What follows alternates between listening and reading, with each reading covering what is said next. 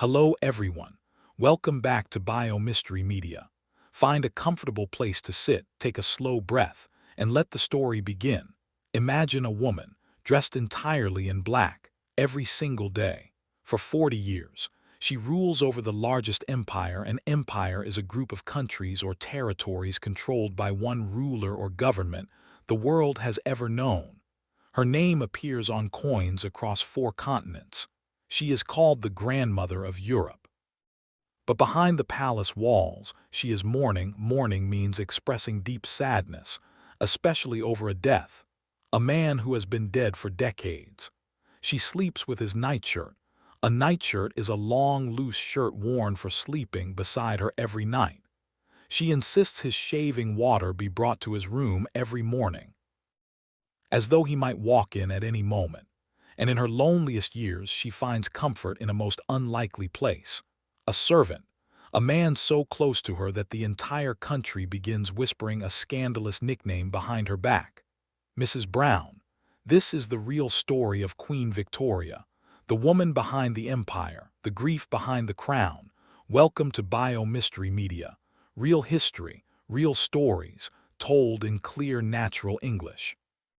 Whether you love history or you are building your English, this is your place. Take a comfortable breath, and let us begin. Alexandrina Victoria was born on May 24, 1819, at Kensington Palace.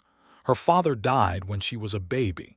She was raised by her mother at Kensington Palace and had a lonely childhood until she became queen at the age of 18. A baby. Fatherless. Raised in a palace that should have felt like a home, but instead felt means experienced or sensed like a cage. Victoria's childhood was made increasingly unhappy by the machinations. Machinations means secret and complicated plans designed to achieve something, often dishonestly, of the Duchess of Kent's advisor, Sir John Conroy. Conroy hoped to dominate the future Queen of Britain as well. Persuaded by Conroy that the royal dukes posed a threat to her daughter, the Duchess reared Victoria according to the Kensington system, by which she and Conroy systematically isolated. Isolated means kept apart from other people. Victoria from her contemporaries. Contemporaries means people of the same age, and her father's family. Victoria shared a bedroom with her mother every single night. She studied with private tutors to a regular timetable and spent her play hours with her dolls and her dog. No friends her own age, no privacy, not even a bedroom of her own. Victoria later described her childhood as rather melancholic. Key vocabulary: melancholic. Melancholic means relating to deep and persistent feelings of sadness. A description that, as you are about to discover, would echo through almost every chapter of her extraordinary life. But there is something else worth knowing about this controlling man, John Conroy. Conroy was clearly a bully, and her account of him being all but physically abusive to try and get the ill princess to sign a note confirming him as her private secretary upon her ascension to the throne seems to be widely verified. A frightened, isolated girl, pressured even while ill, to sign away her own future power before she had even claimed it. She refused. While ill, she mustered strength enough to dismiss entirely John Conroy's opportunistic designs to get her to sign a paper that would have made him her private secretary. Key phrase: standing her ground. Standing her ground means refusing to give in despite pressure. At just 16 years old, Victoria was already learning the lesson that would define her entire reign. Trust almost nobody. On June 20, 1837, Victoria became queen at the age of 18. Her mother's actions had estranged her from Victoria and taught the future queen caution in her friendships. Moreover, her retentive memory did not allow her to forgive readily. Strong-willed and supported by her governess Liaison, Victoria survived the Kensington system. When she ascended the throne in 1837, she did so alone. 18 years old. Ruling the most powerful empire on earth, with almost no one she truly trusted at her side. In 1840, Victoria married her first cousin, Prince Albert of Saxe-Coburg and Gotha. Their union was one of deep love and mutual respect. Albert became Victoria's closest advisor and confidant, playing a crucial role in shaping her reign. After a lifetime of isolation, Victoria had finally found someone who saw her, but marriage to Albert revealed something else, something Victoria herself struggled with deeply. Victoria clearly enjoyed the sexual aspect of her marriage, but she struggled with the resulting pregnancies, which she dubbed the shadow side of marital life. She frequently complained about the physical, mental, and emotional toll they took, referring to herself as nothing more than a breeding animal, the Queen of the British Empire, describing herself as a breeding animal. Despite this, she and Albert had 9 children in 17 years. Historians now believe that Victoria likely suffered from postnatal depression. Postnatal depression is a type of depression that some women experience after giving birth, following several of the births, causing additional difficulties for the already highly emotional, tempestuous means full of strong and turbulent emotion, monarch. Letters from Albert to Victoria intermittently complain of her loss of self-control. About a month after one birth, Albert complained in a letter to Victoria about her continuance of hysterics over a miserable trifle. Key vocabulary: hysterics. Hysterics means an extreme, uncontrollable emotional outburst, behind the public image of the perfect Victorian family. A husband quietly documenting his wife's emotional collapses. A wife who privately called herself an animal. Despite carrying the weight of 9 pregnancies and constant public scrutiny, scrutiny means careful and critical examination, Victoria faced something even more terrifying: people trying to kill her. Queen Victoria survived at least 7 assassination attempts during her lifetime. 7 separate occasions when someone attempted to end her life. On May 29, 1842, Victoria was riding in a carriage along the Mall in London when a man named John Francis aimed a pistol at her, but the gun did not fire. The assassin escaped. And what Victoria did next reveals exactly the kind of woman she truly was. The following day, Victoria drove the same route, though faster and with a greater escort, in a deliberate attempt to bait Francis into taking a second aim and catch him in the act. She deliberately rode the same route again, as bait, so the would-be assassin would try again and be caught. As expected, Francis shot at her, but he was seized by plainclothes policemen and convicted of high treason. Key vocabulary: defiant. Defiant means showing bold resistance against danger or authority. This was not a frightened young queen hiding behind palace walls.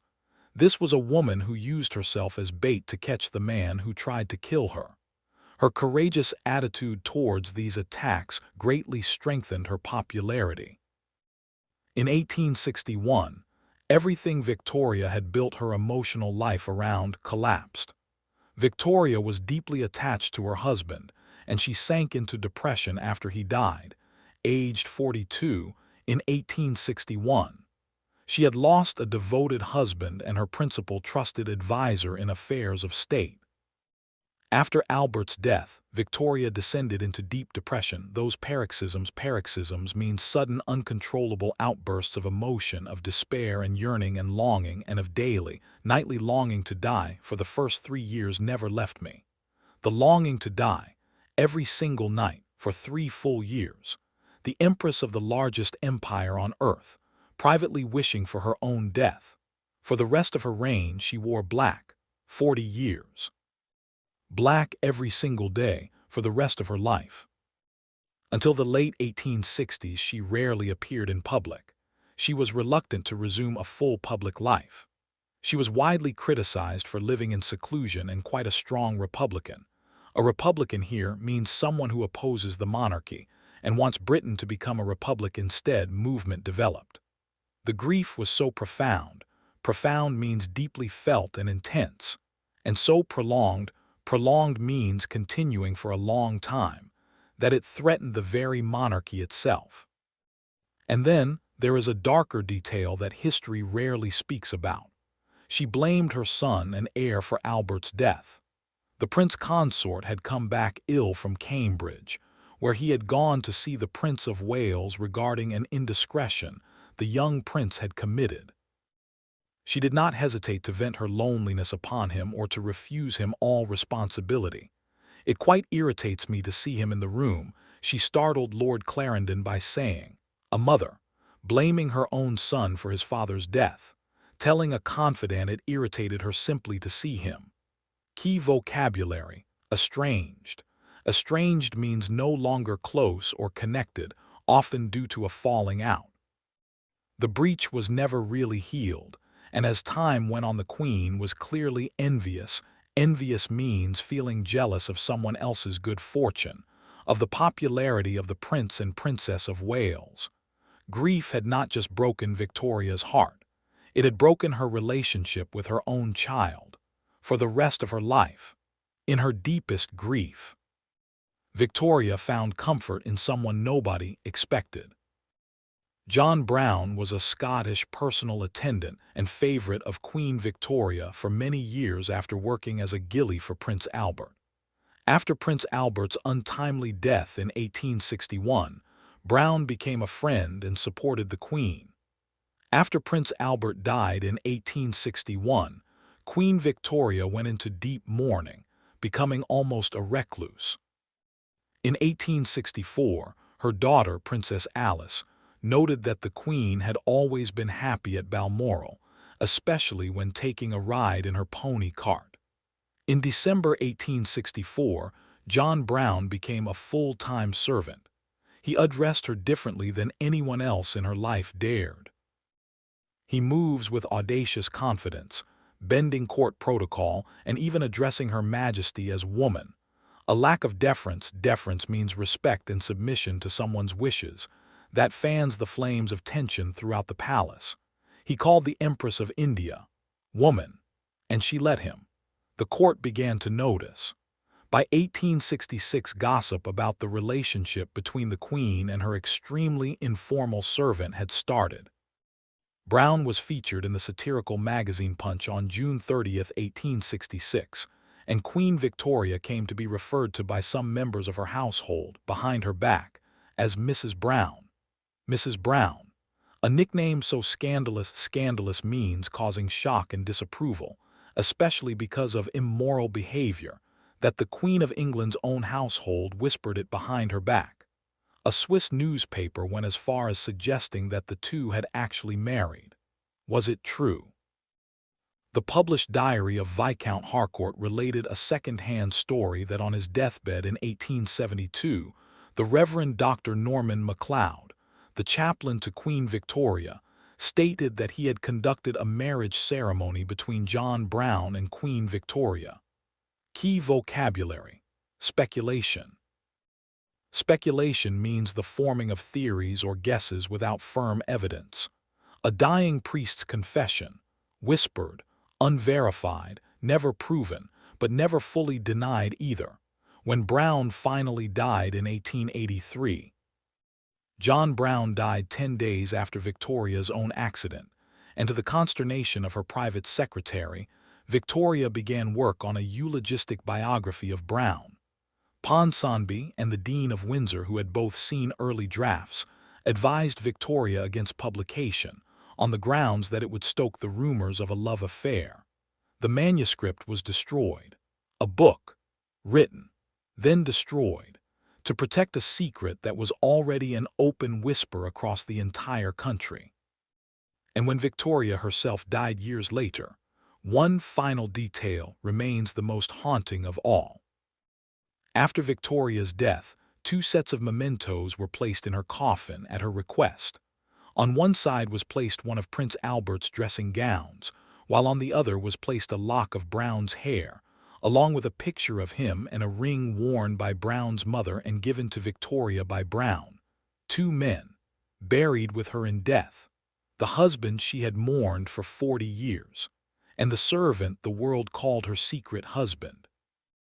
After Victoria's death, Edward VII tried to destroy everything connected with Brown, including busts and photographs.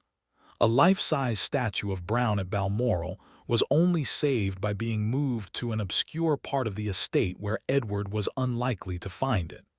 Key phrase: erasing the past. Erasing the past means deliberately destroying evidence or memory of something. Her own son, trying to erase the man she had loved, even after she was gone. While her personal life unraveled means gradually fell apart behind palace walls. Victoria's public reign reshaped means significantly changed the form or structure of something, the entire world. Her reign of 63 years and 216 days, which was longer than any of her predecessors, constituted the Victorian era, a period of industrial, political, scientific and military change within the United Kingdom, marked by a great expansion of the British Empire. In 1876, the British Parliament voted to grant her the additional title of Empress of India. A woman raised in near total isolation, who once called herself a breeding animal, now ruled directly or indirectly over roughly 1/4 of the entire planet's population. At her death, it was said, Britain had a worldwide empire on which the sun never set. Industrial revolution, scientific advancement, global trade. Colonial expansion across Africa, Asia, and beyond. Colonial expansion means the spreading of control by one country over other territories, often through force. All of it happening under her name, for better. And for the millions in colonized means controlled and settled by a foreign power nations for far, far worse. Key vocabulary: legacy. A legacy is what someone leaves behind after they are gone, both what they built and what they destroyed. Victoria's legacy is genuinely two things at once: an era of extraordinary progress for Britain, and an era of profound suffering for the countries her empire controlled. Victoria's children would eventually bear 42 children of their own, including several who became rulers in their own right, earning her the nickname the Grandmother of Europe. Among them were Germany's Wilhelm II, son of Victoria's eldest daughter Vicky, believed by many to be Victoria's favorite, despite the fact that most of his other relatives reacted with anger or irritation at the bombastic, inflated ego that historians believe contributed to the outbreak of World War I. Listen that again carefully. The favorite grandson of the Grandmother of Europe grew into the very man whose ego helped ignite the most devastating war the world had yet seen. She also controlled her children's lives with an iron grip, even as adults. Victoria continued to meddle and micromanage her children's lives long after they'd left the nest. She closely monitored the lives of those who married into her family, keeping herself secretly informed of such personal affairs as her daughter-in-law's menstrual cycle, to ensure that no balls or galas were scheduled during that time. When her youngest child Beatrice decided at age 27 to marry a German prince, Victoria refused to speak to her for several months. She only consented after the couple agreed to remain in Britain, so Beatrice could keep her role as Victoria's helpmate. Key phrase: controlling from the throne. Controlling from the throne means using power and position to dominate the lives of others, even your own family. The lonely, isolated girl raised under the Kensington system had become, in her own way, the very thing that once controlled her. Queen Victoria died on January 22, 1901. She had reigned for over 63 years, the longest reign in British history at that time.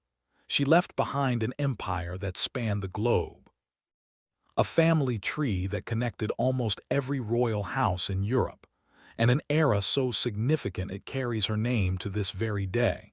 But she also left behind something far more complicated: a daughter she controlled for decades, a son she refused to forgive, A husband whose memory she preserved with an intensity that bordered on devotion bordering on obsession, and a servant whose final resting place beside her kept whispering questions that history still cannot fully answer. History remembers Victoria as the empress of an unstoppable empire. Biomystery Media remembers her as something far more human, a lonely child, a grieving widow, a mother who could not forgive, a woman who loved deeply, perhaps twice in her life, and was never entirely permitted to say so. Key phrase: the full picture. The full picture means the complete and honest truth, including the uncomfortable parts. The throne gave Victoria the entire world. It could not give her the one thing she seemed to want most: to simply be loved openly, without scandal or shame. 5 keywords from today's story. Melancholic, relating to deep and persistent feelings of sadness. Victoria described her own childhood as melancholic, estranged, no longer close or connected, often due to a falling out. Victoria remained estranged from her son for years after Albert's death. Defiant, showing bold resistance against danger or authority. Victoria's defiant response to assassination attempts strengthened her popularity. Speculation, forming theories or guesses without firm evidence. Speculation about Victoria and John Brown's relationship has never been fully resolved. Legacy, what someone leaves behind, both the good and the difficult parts. Victoria's legacy includes both extraordinary progress and profound suffering. If today's story surprised you, if you saw Queen Victoria differently by the end of it, leave a comment below and tell me which moment stayed with you most. Was it the 7 assassination attempts, the destroyed biography of John Brown, or the lock of his hair buried with her until the end? Subscribe to Biomystery Media. Every week we tell the real story, the full story, the human story behind the crown, in clear, natural English for history lovers and B1 and B2 English learners everywhere. Take good care of yourself, and we will see you in the next story.